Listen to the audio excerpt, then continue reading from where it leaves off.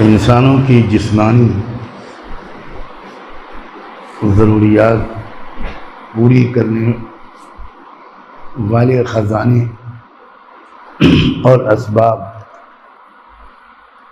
ज़्यादातर ज़मीन के अंदर छुपा रखे।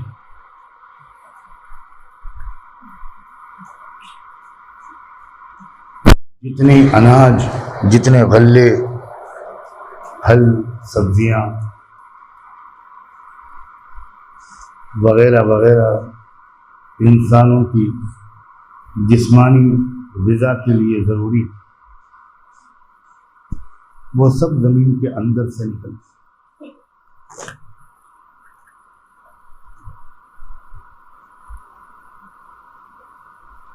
और इन चीज़ों के अलावा भी बेशुमार चीज़ें जिनकी हमको ज़रूरत पड़ती है, वो सब अक्सर व बेशतर ज़मीन के अंदर से निकलती है। जितनी मादनियात हैं, धातें हैं, मिनरल्स हैं, सब ज़मीन के अंदर से। लोहा भी, सोना, चांदी, तांबा, पीतल, पेट्रोल, गैस और न जाने क्या क्या, सब जमीन के अंदर। और जमीन के अंदर से इन चीज़ों को बाहर निकालने के लिए इंसान को थोड़ी सी मेहनत करनी पड़ती। और ज़मीन के अंदर से इन चीज़ों के निकालने का सिस्टम सीखना पड़ता है और उस सिस्टम के मुताबिक एक किसान को ज़मीन पर मेहनत करनी पड़ती।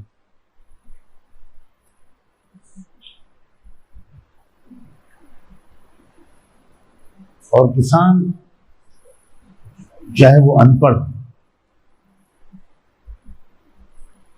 लेकिन वो अपने तजुर्बों से,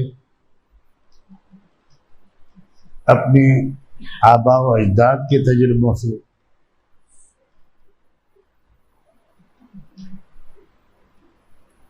वो उस सिस्टम को समझ लेता है,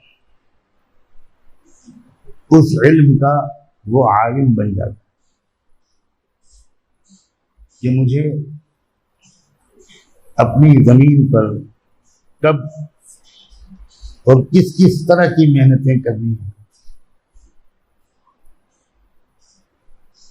वो खूब जानता है कि मौसम कौन सा होगा जिसमें मुझे अपने खेत को जोतना हो,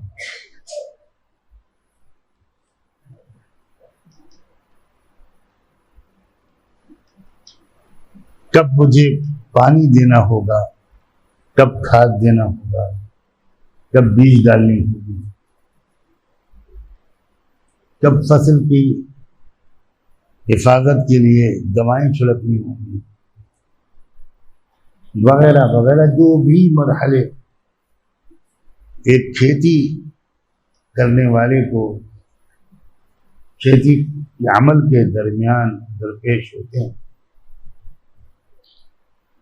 वो उनसे बखूबी वाकिफ होता है और उस मौसम के आने से पहले वो तैयारियां शुरू कर देता है। अपनी बैलगाड़ी दुरुस्त करता है,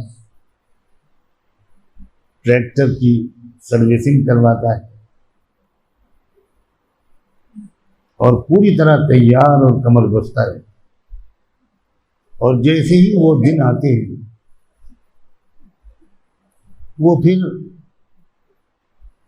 कोई बहाना नहीं करता, कोई सुस्ती और काहिली नहीं करता, किसी और मशगूलियत को खेती की मेहनत पर तरजीह नहीं देता।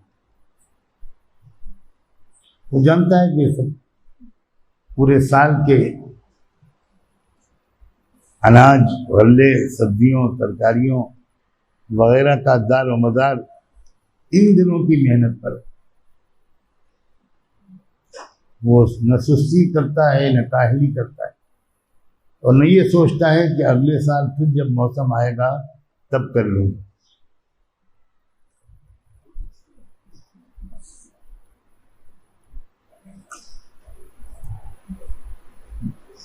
दूसरी बात ये कि इंसान भी अल्लाह के ऐलान और खबर के मुताबिक इसी जमीन से उगा है। कहीं न कहीं को रिश्ता है इंसान का इस मिट्टी से, इस जमीन से।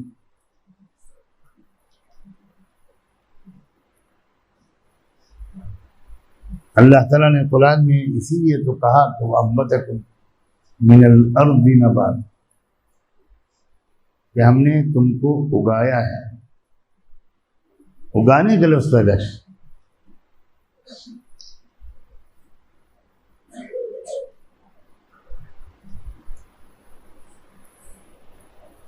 किस तरह इंसान की तख्लीक में इस मिट्टी का कितना असर है।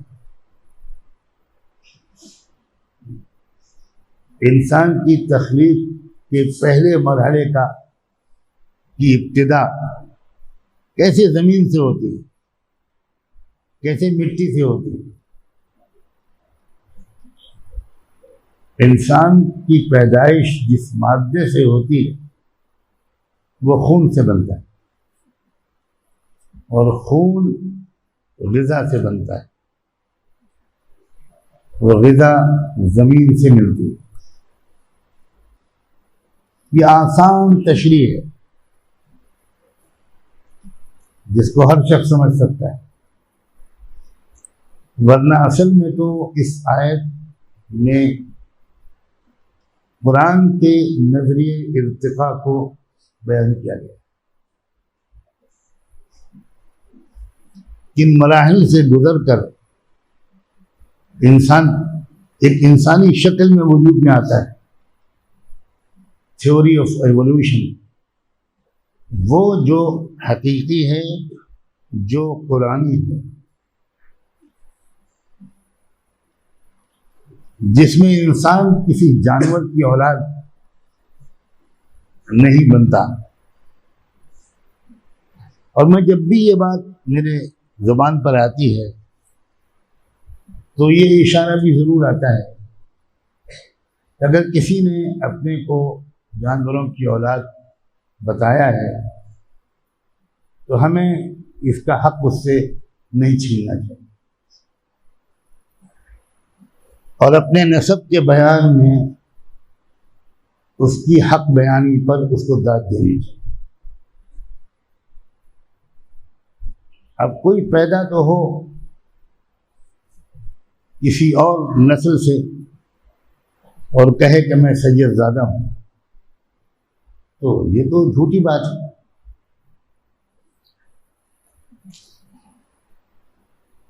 अब अगर कोई अपना नस्ब सही से ही बता रहा है तो उस पर तनकीद करने की क्या जरूरत है।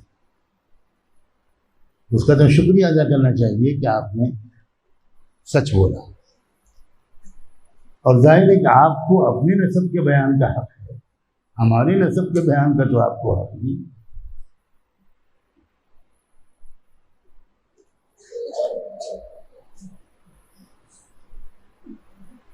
तो जब इंसान इस जमीन से होगा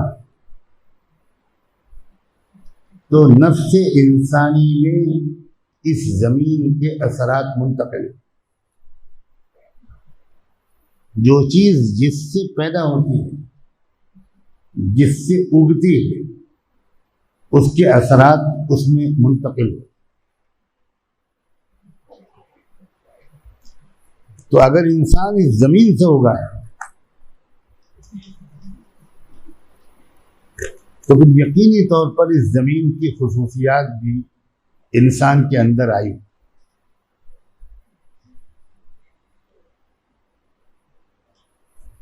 एक खुसूसियत इस वक्त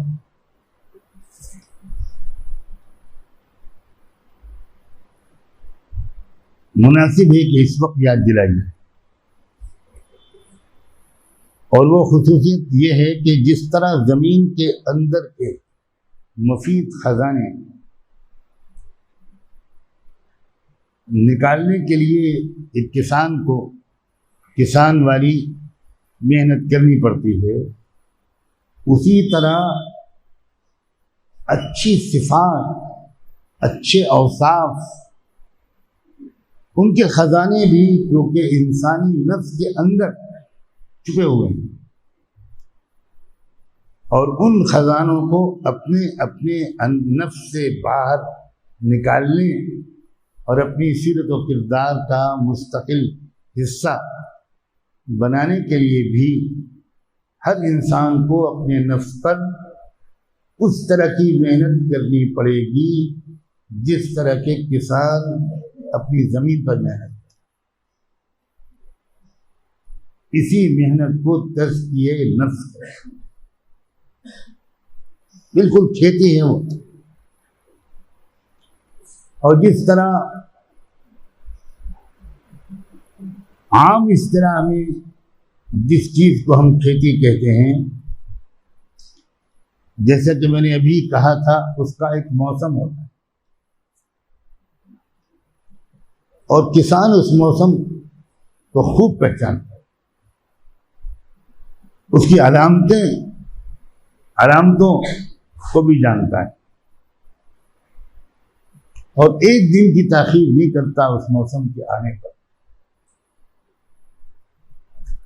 इसी तरह अपने अपने नफ्स की खेती करके उसके अंदर छुपे हुए अच्छे औसाफ के खजानों को बाहर निकालने का भी एक मौसम है,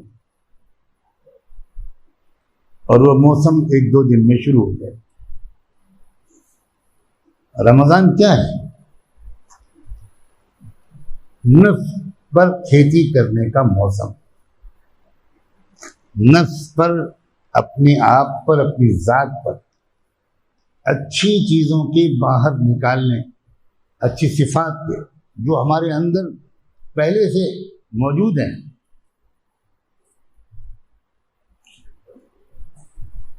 बस उनको बाहर निकालने के लिए और अपनी सीरत व किरदार का मुस्तकिल हिस्सा बनाने के लिए हमें अपने नफ्स पर किसान जैसी मेहनत करनी है।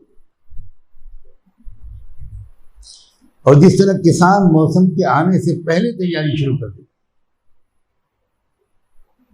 उसी तरह रमजान के शुरू होने से पहले समझदार इंसान वो है जो पूरी तरह ज़हनी तौर पर, नफ्सियाती, अक्ली, कल्बी तौर पर उस मौसम को महसूस करे और तैयारी शुरू करे।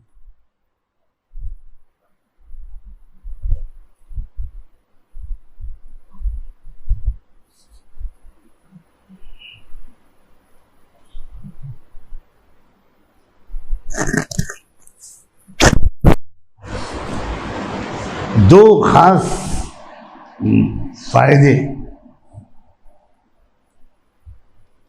या मकासद और समरात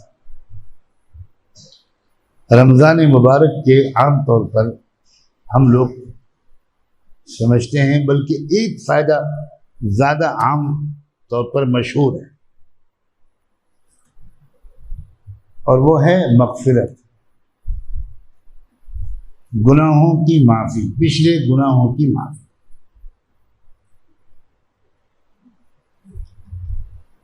और गौर किया जाए तो इस एक मकसद के अलावा एक दूसरा मकसद और एक दूसरा समरा और नतीजा और है, वो ये कि पिछले तमाम गुनाहों की माफ़ी के साथ आइंदा ज़िंदगी में गुनाहों से बचने की मुस्तकिल इस्तेदाद, जिसको तकवा कहते हैं।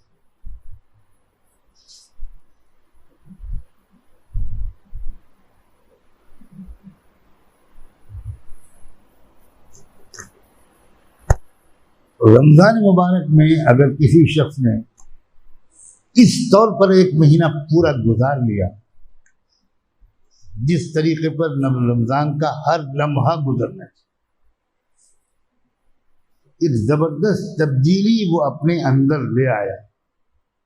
तो रमजान जाने से पहले उसकी जिंदगी को आइंदा मुस्तकिल तौर पर बदल कर ही जाए।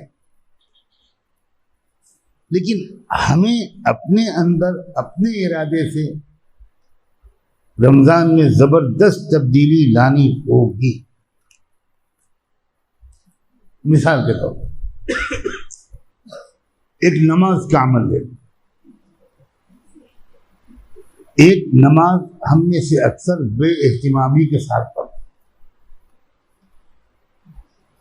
इस जुर्म का काश के एहसास और एतराफ नसीब।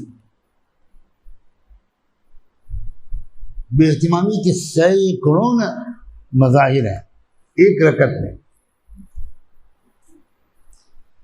मिसाल के तौर पर जो भी नमाज में हम पढ़ते हैं, अक्सर बेशतर मानी को समझने की सलाहियत के बावजूद मानी को इस्तेज़ा के साथ नहीं पढ़ते। अब ऐसी ही नमाज अगर रमजान में भी जारी रही तो रमजान के बाद की नमाज उससे बेहतर नहीं हो सकती, क्योंकि किसान खेती का मौसम तो आपने ज़ाया कर दिया। अब हज़ारों ट्रैक्टर चलाते रहिए,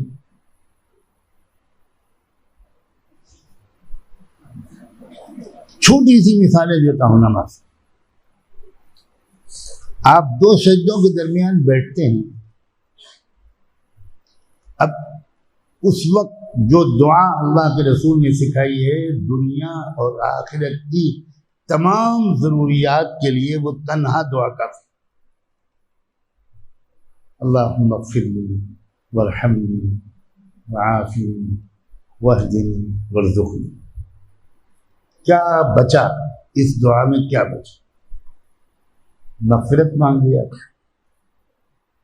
अल्लाह की रहमत, प्यार, शफ़क़त मांगी, आफियत मांगी, हिदायत मांग ली और रोज़ी मांगी। कुछ नहीं बचा। जिसको ये 5 चीजें मिल गई उसको सब मिल गई, लेकिन 99% नमाज पढ़ने वाले अव्वल तो ये पूरी दुआ नहीं पढ़ते।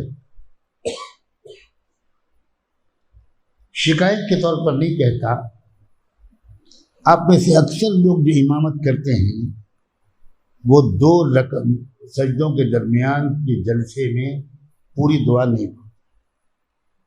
क्योंकि ये बात सही है कि नहीं? इमाम हजरात हाथ उठाएं। अल्लाहुम्मा ग़फ़िरली वरहमनी। अल्लाह, जरा बीवी को ऐसे प्यार करके देखो, नया सैंडल मारेगी बाटा का।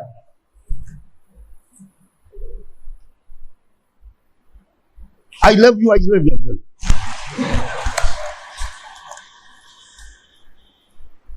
आधा किलो मिर्चें उस दिन के सालन में डाल दी और तुम पागलों की तरह नाचोगे एक रुकबा खाकर। ये तरीका है बात। किस तरह इन्हें अल्लाह कैसे बर्दाश्त कर लेते? आज मुझसे कोई माफी इस तरह मांगे, माफ कर दूंगा मैं। हम अल्लाह से इस तरह माफी मांगते हैं, अल्लाह ताला बर्दाश्त कर लें। अल्लाह ताला को तो चाहिए था, या अल्लाह कर सकता था तो उसी वक्त थप्पड़ मार देता, लात मार देता। क्या बकवास करते? बहुत दुख होता है ये। और ये दुआनी पूरी नमाज इसी तरह है। ये तो मैंने आसान करने के लिए मिसाल दी।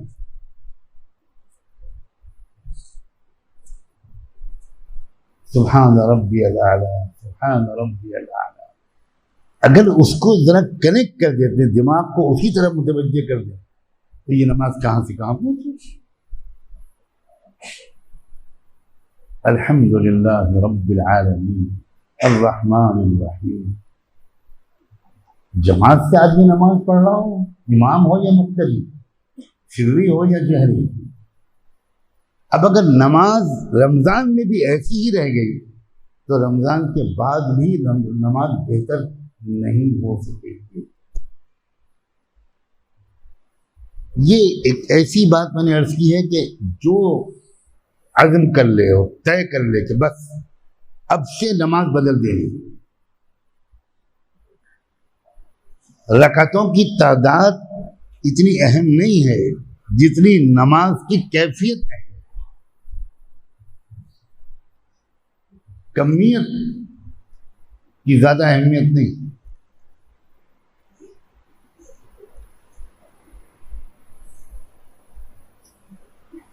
अब ये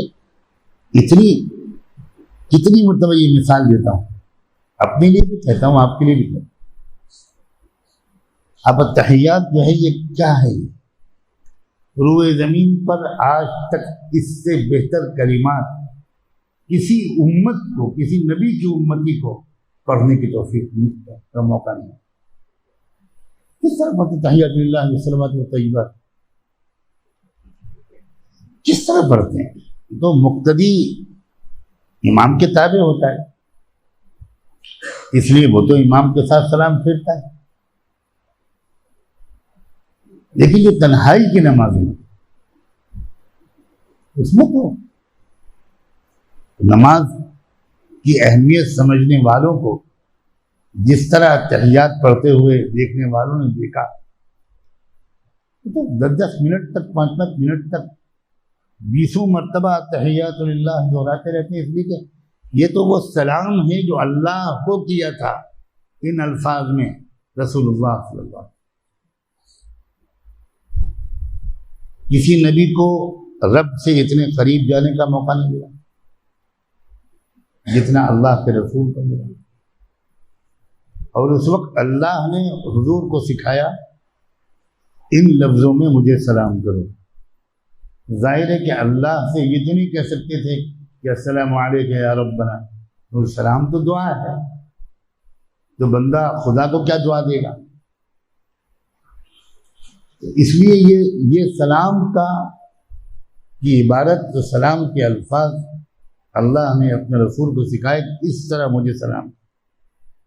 अब कमाल है, ये तो हुजूर का मुकाम था ना भाई, लेकिन हजारों लाखों दुरूद और सलाम होगा कि अपने हर उम्मती को इस मुकाम पे पहुंचा दिया कि तुम भी इन्हीं लफ्जों में अल्लाह को सलाम करो, जो पिछले किसी नबी को भी नहीं सिखाया। इस कदर एक कदरी हम कर रहे हैं अत्तहियातु लिल्लाहि वस्सलावातु वत्तय्यिबात, इतना उस वक्त ख्याल हो जाए कि मैं अल्लाह से सलाम पेश, और इसीलिए उसके फौरन बाद अस्सलामु अलैका अय्युहन नबी व रहमतुल्लाहि व बरकातहू। अब उस वक्त हुजूर सल्लल्लाहु अलैहि वसल्लम का खिताब अगर ये हुजूरी के साथ हो कि मैं हुजूर को सीग़े हाजिर के साथ सलाम पेश कर रहा हूं, तो अजीब कैफियत होगी।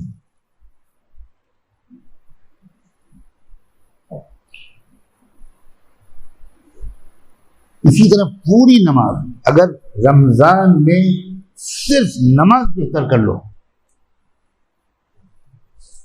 दिल की खेती लहराने लगेगी। हो रहा है उल्टा। रमजान में तरावी, कुरान मजीद जिस तरह राजधानी एक्सप्रेस की रफ्तार से हमारे अक्सर हाफिज लोग पढ़ते हैं, यालमून तालमून यालमून तालमून यालमून ताक़िलून तफक्करून यालमून तफक्करून, ये कुरान पढ़ने का अंदाज। अब तो कुछ सुधरने लगा है, वरना यूपी बिहार वगैरह में तो ऐसा लगता था कि रामायण पढ़ी जा रही है, महाभारत पढ़ी जा रही है। कोई संस्कृत के पंडित जी आगे खड़े हैं, गलती से कुर्ता पजामा, चोरी का उन्होंने पहन लिया है। कुछ नहीं समझ में आता था कि ये कुरान पढ़ रहे हैं।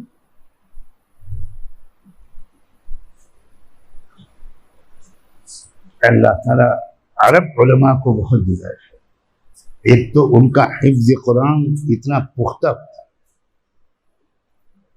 और वो तरावी में अक्सर वहाँ के अइम्मा समझ कर पढ़ते हैं, तासुर लेकर पढ़ते हैं।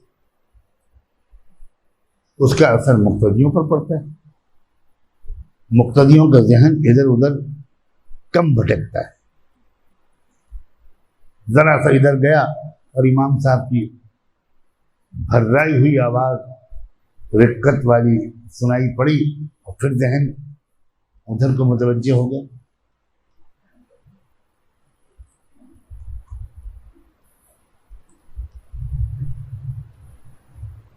जिन नौजवान तलबा को ऐसे मुनासिब माहौल में जहाँ इन सब चीज़ों की तरबियत हो, वहाँ पढ़ने का, नमाज सीखने का, नमाज इमामत का वगैरह मौका मिल जाए, तो उन्हें तो चाहिए कि वो अपनी नमाजों को बेहतर। इमाम हजरात भी अपने नमाज में और तरावी में कुरान के पढ़ने को बेहतर बनाए। इससे न घबराएं कि अगर हमने आहिस्ता रफ्तार से तासुर लेकर पढ़ा तो भूल जाएंगे।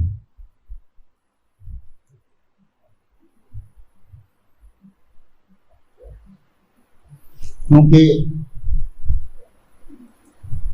ये होता है और ये हो सकता है। इसलिए इमाम साहब अपने को मुस्तस्ना समझते हैं कि पीछे खड़े हुए मुक्तदी कुरान पर गौर करें और मैं अपनी इज्जत बचाऊं। मैं नहीं कह रहा हूं कि मैं अपनी तनख्वाह पक्की करूं, तनख्वाह तो मिलती नहीं वहाबियों के यहाँ, खाली जज़ाकल्लाह मिलता।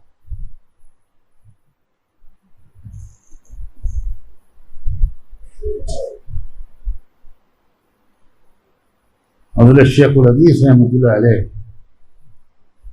नई नई अच्छी किताबों को कई सौ की तादाद में मंगवाते थे।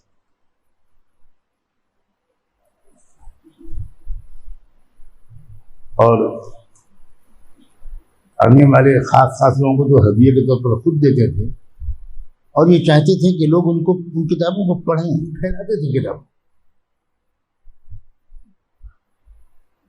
उसके बाद हिसाब हजरत शेख लेते थे कि भाई कितने लोगों को किताबें दी और कितनी कीमत वसूल हुई, ताकि जहाँ से किताबें मंगवाई गई हैं उनके पूरे बिल की अदायगी की जाए। तो शेख ने अपनी आपबीती में नकल भी किया है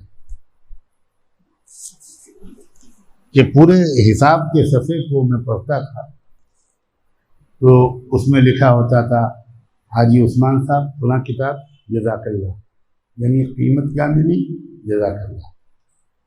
मौलाना सैयद रहमान साहब फलां किताब जज़ाकल्लाह, और हाजी फलां साहब हाफिज़ फलां साहब, और किताब की कीमत 8 आने 12 आने। तो अक्सर कीमत जज़ाकल्लाह मिलती थी। मुफ्त हाथ आए तो बुरा क्या है। तो नमाज को बेहतर बनाना, ये दिल की खेती करने की तरफ मुतवज्जे करने में बहुत मुआविन। एक अमल बजाय इसके कि मैं किसी मुतय्यन अमल के बगैर सिर्फ एक मुतलक तरगीबी बात करूँ तो किसी की समझ में नहीं आएगा कि मैं दिल की नफ्स की खेती करूँ कैसे। उसकी अमली शक्ल है नमाज की को बेहतर। हर शख्स अपनी हर नमाज को तकबीर उला से लेकर सलाम तक उसकी हर तस्बीह, हर तकबीर, हर दुआ, हर क़िरात, इसको हुजूरी क़ल्ब के साथ करने की कोशिश कर। पहले ही दूसरे दिन 100% कामयाबी नहीं मिलेगी। बिल्कुल नहीं। इस जहन को गिरफ्तार करके पकड़ के एक तरफ लगाओगे, भागेगा। 1 मिनट 1.5 मिनट इस्तेदार रहेगा, फिर जहन किसी और तरफ चला जाएगा, लेकिन फिर दोबारा वापस खींच के लाने की तौफीक भी मिल जाएगी। फिर दोबारा रुकू में ध्यान आ गया, सुभान रब्बियल अज़ीम मानी के इस्तेहज़ार के साथ पढ़ लिया, सुभान रब्बियल आला मानी के इस्तेहज़ार के साथ पढ़ लिया, दुरूद शरीफ मानी के इस्तेहज़ार के साथ हुज़ूर की मोहब्बत की कुछ जायका महसूस करते हुए पढ़ लिया। और अल्लाहुम्मा इन्नी ज़लमतु नफ़्सी, एक तरह से जिस तरह मुजरिम इक़रार जुर्म करता है और जज से माफ़ी मांगता है, उस कैफियत के साथ अगर ये दुआ पढ़ ली तो समझो कि खेती शुरू हो गई।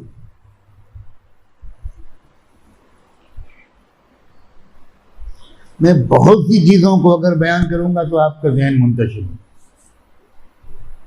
और तजर्बा ये बताता है कि फिर इंसान न ये कर पाता है न वो कर पाता है।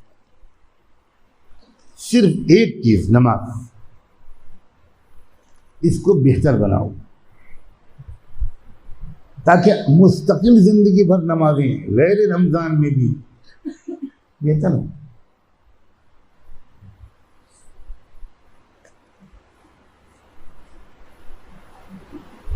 नफलों में, नफली नमाजों में लंबी दुआओं का मामूल बनाना चाहिए, जो फर्ज नमाजों में हम नहीं लंबी दुआएं कर पाते।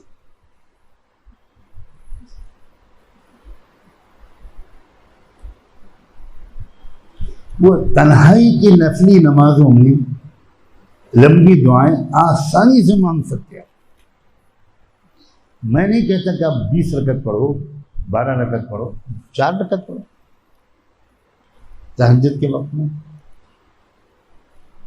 या इशराक में, चाश्त में, अव्वाबीन में, जिस वक्त मुनासिब हो अपने निज़ाम औकात की रियायत करते हुए उसमें 2 रकत, 2 रकत, 6 रकत, 4 रकत, 8 रकत, जितनी कर, लेकिन बहुत एहतिमाम से, और उसमें लंबी नमाज, लंबी दुआएं। अब जैसे मिसाल के तौर पर आप कौमा में खड़े होते हैं रुकू के बाद, तो समी अल्लाहु लिमन हमिद रब्बना लकल हम्द। अब ये तो है कम से कम आम नमाजों में ठीक है, लेकिन अब जो मैं कहना चाह रहा हूँ, खेती, नफ्स की खेती और तब्दीली आए हमारे अंदर।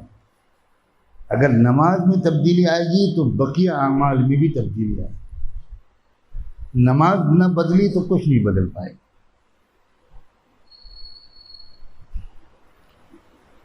अब रब्बना लकल हम्द के आगे एक सहाबी ने दुआ पढ़ी जो हुजूर ने सिखाई नहीं थी, हम्दन कसीरन तय्यबन मुबारकन फी, रब्बना लकल हम्द आगे इजाफा किया, हम्दन कसीरन तय्यबन मुबारकन। तो अल्लाह के रसूल बहुत खुश हुए इस दुआ से, और ये नहीं कहा कि भाई ये तो मैंने सिखाया ही नहीं था, तुमने कहाँ से पढ़ ली। बहुत खुश हुए, बुलंद कलिमात इरशाद फरमाए कि तुम्हारी ज़बान से इन कलिमात को सुनकर फरिश्तों में किस कदर लहर दौड़ गई, और अल्लाह की कैसी खुशी हुई तुम्हारे ज़बान से ये कलिमात। उसके बाद से उम्मत के सालिहीन का ये शेवा हो गया कि वो मुस्तकिल तौर पर अपनी तन्हाई की इबादत में, नमाजों में, नफलों में ये रब्बना लकल हम्द पर सजदा नहीं कर देते, बल्कि हम्दन कसीरन तय्यबन मुबारक 2-2, 3-3 बार ये दोहराते। और चूंकि वो लम्हा ऐसा है तो उस वक्त भी अल्लाह के रसूल लंबी दुआ करते थे, तवील।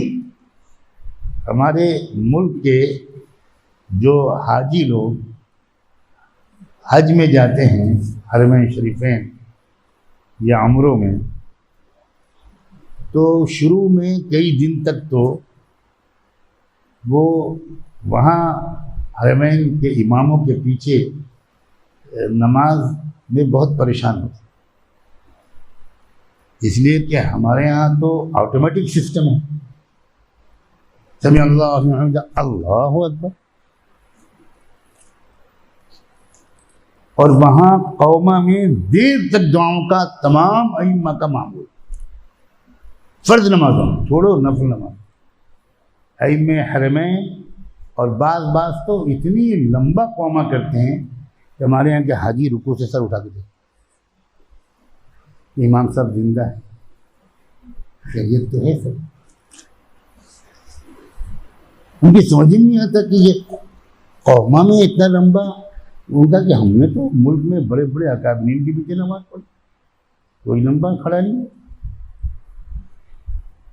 और साबित है हुजूर से।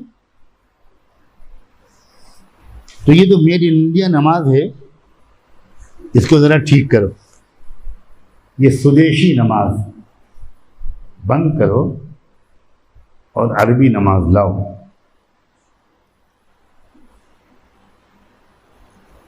चुनाचे अब जो दुआएं हुजूर पढ़ते थे,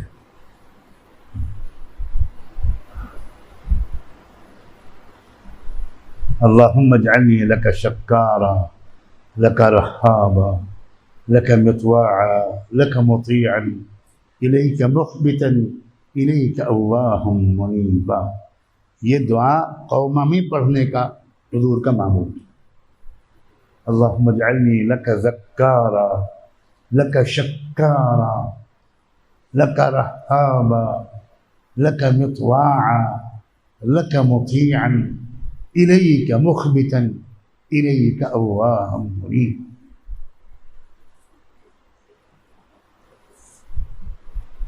इस सब करोगे, रुकू भी लंबा, कौमा में भी देर तक दुआ, तो अब जो सबसे ज़्यादा कुर्ब इलाही का मुकाम है वो है सजदा।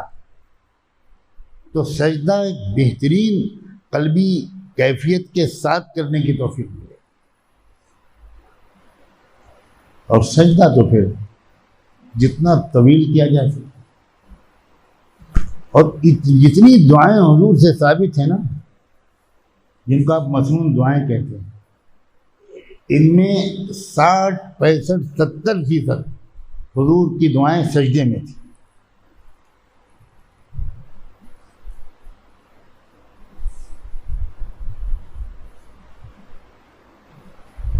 तो रमज़ान में अपने नफ्स पर खेती करोगे तो अंदर से नेकियां उबल आए, बाहर आए, नेकियों के ख़जाने, और उस सूरत में आइंदा के लिए तकवा मिल जाएगा। क्योंकि अगर हमने रमज़ान में भी ऐसे ही रस्मी नमाज़ें जारी रखी तो कैसे तब्दीली आएगी? तब्दीली लाने के लिए तो तब्दीली की कोई कोशिश भी तो करनी पड़ेगी।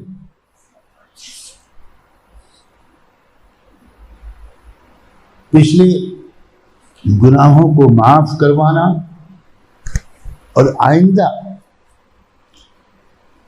जिंदगी को बदल डालना।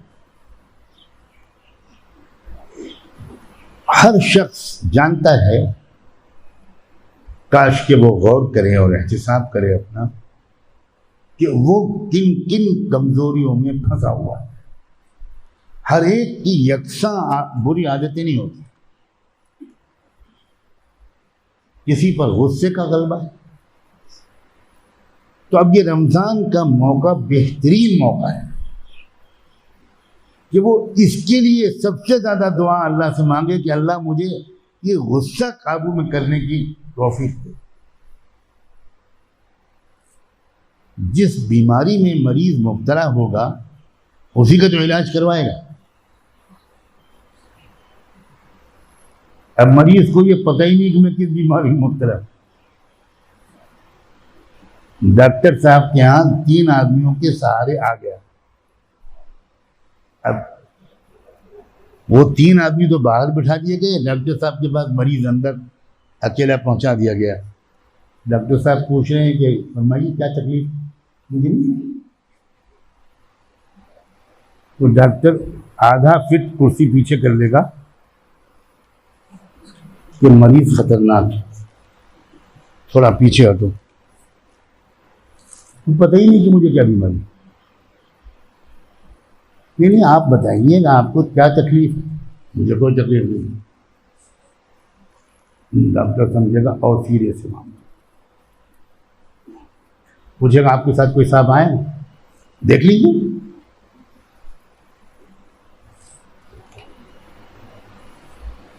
क्या हमारा ये हाल नहीं? 20 रमज़ान गुजर गए, हमने अपनी किसी मुतय्यन बीमारी का इलाज अल्लाह से मांगा। मरीज ये मानता है कि मैं मरीज हूं, लेकिन उसे मुतय्यन बीमारी नहीं मालूम। बिल्कुल नहीं हाल है। हमें किसी को नहीं मालूम कि उसके अंदर क्या क्या खराबियां हैं। सब खराबियां किसी के अंदर नहीं होती, लेकिन कुछ खराबियां होती। उन मुतय्यन खराबियां, चाहे वो गुस्से की लाइन हो, शहवत की लाइन हो, हसद हो, अपने को बड़ा समझना हो, बेअदबी हो, बदजुबानी हो, कंजूसी और बुखल है, इस तरह की बीमारियां होती हैं। किसी को 4, किसी को 6, किसी को 7, किसी को 8। अब ये मुतय्यन तौर पर बीमारियों का एहसास सबसे पहले मरीज को होना चाहिए, तब वो जाकर अल्लाह ताला से मांगेगा अल्लाहुम्मा तह्हिर क़ल्बी मिनन निफ़ाक़। ये मुतय्यन बीमारी के लिए दुआ है।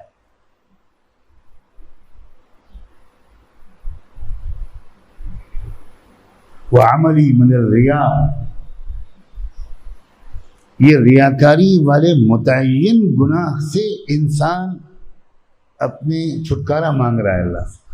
उसे ये तो एतराफ़ है और मालूम है और महसूस है कि ये बीमारी है मेरे अंदर।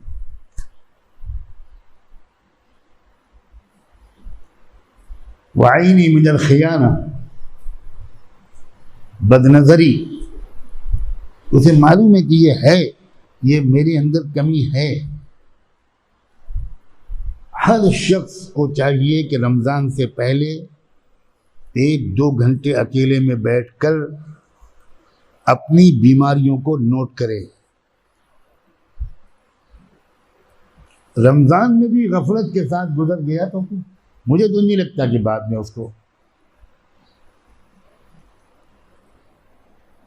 मुतय्यन बीमारियां, एक तो है एतराफ़ जुर्म कि भाई मैं गुनहगार और खताकार, ये बगैर एहसास के हो सकता है रस्मी तौर पर आदमी अल्लाह मियां से भी कह रहा हो कि मैं गुनहगार। मुतय्यन तौर पर पकड़ो अपनी अपनी कमजोरियों को, क्या क्या खराबियां। बात इंसान एतराफ़ कर सकता है कि मेरी आंखें इतनी खुश्क हैं कि कभी आंसू नहीं निकलते। हुजूर ने इसके लिए भी दुआ मांगी मुतय्यन तौर पर, अल्लाहुम्मा रज़ुक़नी आइनैनि हत्तालतैन तस्क़ियानिल क़ल्ब बिज़ुरूफ़िद दम, कि अल्लाह मुझे 2 ऐसी आंखें दे दीजिए जो बहने वाली, और जिन आंखों से, आंखों के आंसुओं से मेरे दिल की खेती की सिंचाई हो। अब पता चला कि जिसकी आंख से आंसू नहीं निकलते उसका दिल सख्त हो जाता, कसावत क़ल्ब। सुम्मा क़सत क़ुलूबुहुम मिन बअदि ज़ालिक,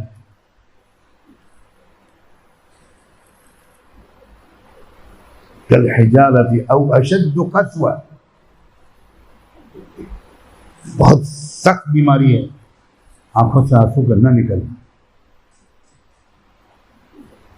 और सैकड़ों बीमारियां हैं, तवक्कुल का न होना, अल्लाह के गैर से मुतासिर हो जाना, खौफ ज़दा हो जाना, कुफ्र के गलबे से दिल को चोट न लगना, मुकाबले का हौसला न होना, फरार की राहें इख्तियार करना, हज़ारों ऐब हैं।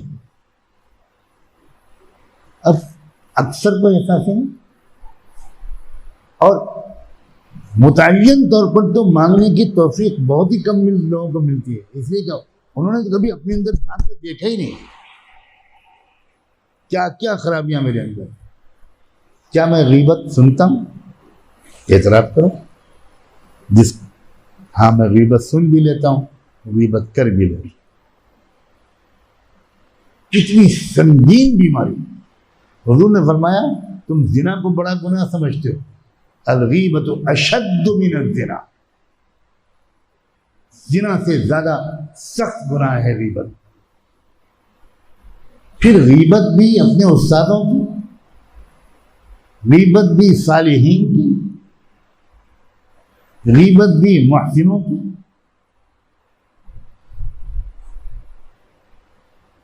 तो ये मिसाल के तौर पर ये बात कह रहा हूँ, ये रमज़ान मुबारक में मुतय्यन तौर पर अपने अंदर के इन अमराज को नोट करना और बार बार उनको अल्लाह के सामने पेश करना। ये तो बीमारियां वो हैं जो मैं खुद महसूस कर सका हूँ। कई बीमारियां ऐसी भी होंगी जो मैं खुद नहीं देख सका अपने अंदर। मुझे सब बीमारियों से इस रमज़ान में हमेशा के लिए छुटकारा दे दीजिए। रमज़ान सिर्फ मग़फ़िरत के लिए नहीं आता, रमज़ान इस्लाह के लिए भी आता है। मग़फ़िरत होती है माजी की, इस्लाह होती है हाल और मुस्तक़बिल। मग़फ़िरत थोड़ी बहुत लोग उसको याद रखते हैं कि रमज़ान में मग़फ़िरत मिलती है और मग़फ़िरत की दुआ भी कर लेते हैं, लेकिन इस्लाह की कोशिश, तब्दीली की कोशिश और इस्लाह और तब्दीली की दुआ शायद उतने लोग नहीं करते। अब अगर किसी शख्स को का यह हाल है कि अपने घर वालों और अपनी बीवी पर बहुत ज्यादती करता है, बात बात पे डांटता है, बात बात पे दिल दुखाता है, तो ये मामूली खराबी की दलील नहीं है, ये बहुत खराब कैरेक्टर की दलील, बहुत खराब। अब जिस शख्स के अंदर ये बीमारी हो, उसे इस सिलसिले में अल्लाह ताला से बहुत ज्यादा दुआ करनी चाहिए।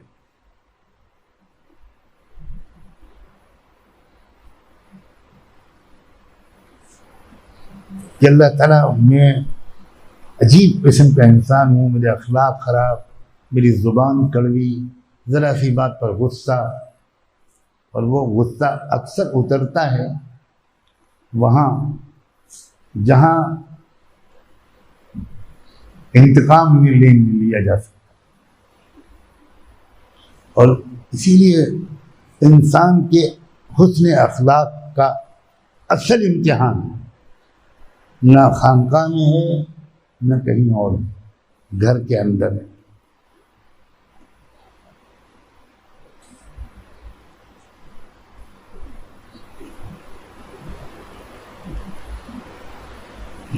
खियारुकुम खियारुकुम लिअहलिही व अना खैरुकुम लिअहली। अल्लाह के रसूल ने फरमाया कि तुम में अच्छे लोग सबसे ज्यादा सिर्फ वो है जिनका बर्ताव, अखलाक अपनी बीवियों के साथ अच्छा है। और फिर फरमाया व अना खैरुकुम लिअहली, और मैं अपने घर वालों के लिए तुम सबसे बेहतर हूं।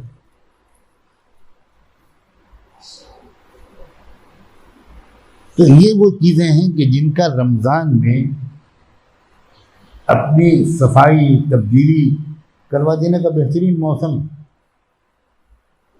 कुछ है खास बात इस रमजान में जैसे मैंने खेती के मौसम की तशबीह दी थी, आखिर क्या वजह है कि आसमानी किताबें सब रमज़ान में ही उतरी, सिर्फ कुरान नहीं, तौरात, ज़बूर, इंजील, ये तीनों किताबें भी रमज़ान में ही दी गई, क्योंकि खेती का मौसम में ही तो खेती की जाएगी। तो एक तासीर इस महीने के अंदर ऐसी रखी गई है कि इस महीने में दिल में नरमी और कबूल करने की सलाहियत बढ़ जाए, और हर शख्स उसको महसूस भी करता है अपनी सतह के लिहाज से। रमज़ान का चांद निकलते ही अपनी कैफियत में कुछ बेहतरी हर एक को महसूस, तबीयत में बशाशत और नशात, नेकियां करने की तरफ रग़बत बढ़ जाती। या बाग़ी अल जन्नति अक़बिल व या बाग़ी अल जन्नत या बाग़ी अन नारी अदबिर, ऐ जन्नत के चाहने वाले आगे बढ़। एक हातिफ गैबी, एक सदाए रब्बानी होती है जो हमारी रूह को मुखातिब करती है और रूह रिस्पॉन्ड करती है। जिसकी रूह जितनी ज़्यादा बेदार और शफ़ाफ है, उतना ही ज़्यादा उसके अंदर एक नशात पैदा हो जाता है।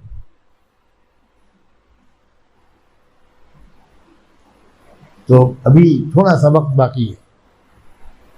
मुमकिन तो ये भी है कि कल ही रमज़ान शुरू हो जाए। रमज़ान का चांद कल देखा जाना मुमकिन है।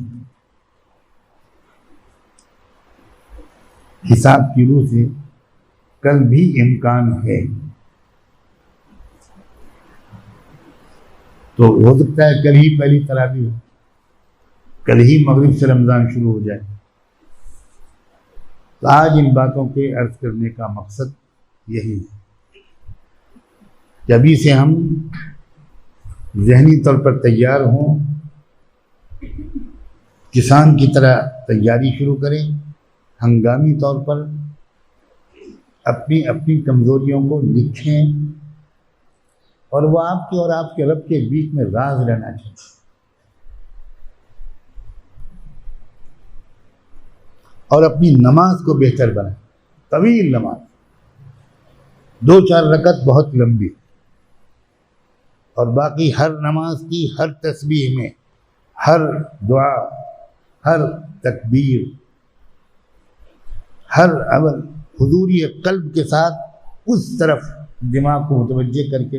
और खुदा का शुक्र है कि हम लोग तो वो लोग हैं जो मानी समझते, जो बिल्कुल मानी नहीं समझते। वो क्या कह रहे हैं, अल्लाहुम्मा इन्नी ज़लमतु नफ़्सी ज़ुल्मन कसीरा, तो उनके लिए तो वाकई उतना आसान नहीं जितना हमारे लिए है। लेकिन हम इसकी नाक़दरी कर रहे हैं। मानी के इस्तेहज़ार की वजह से दिलो दिमाग को यकसूर रखना कहीं ज़्यादा आसान हो जाता है बनिस्बत उन लोगों के जो कुछ नहीं समझ पाते।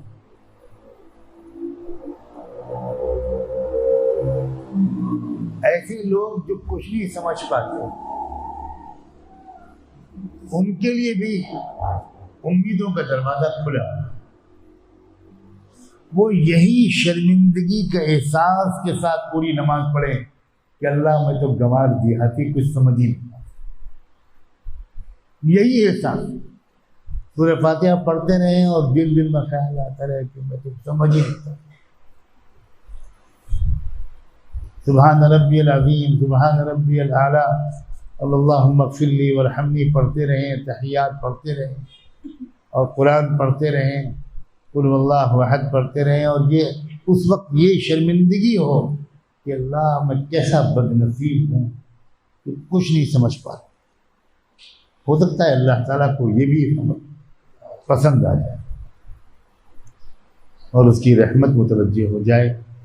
बिलाशुबा वो बहुत मेहरबान है, बहुत शफीक है, बहुत रहमत वाला है। अल्लाह ताला अभी से हमको उसकी तैयारी की तौफीक अता फरमाए और इस माह मुबारक के एक एक लम्हे की भरपूर कदरदानी की तौफीक दे कि जाते जाते ये रमज़ान हमारी माजी को मग़फ़िरत से धो दे और मुस्तक़बिल को तक़वे से संवार आरास्ता कर दे, सजा दे। अल्लाह मेहरबान है, अल्लाह ताला हम सब के साथ रहम व करम का मामला फरमाए। सुब्हानल्लाह व बिहम्दिही, सुब्हानकल्लाहुम्मा व बिहम्दिक, नशहदु अल्ला इलाहा इल्ला अंत, नस्तगफिरुका व नतूबु इलैक।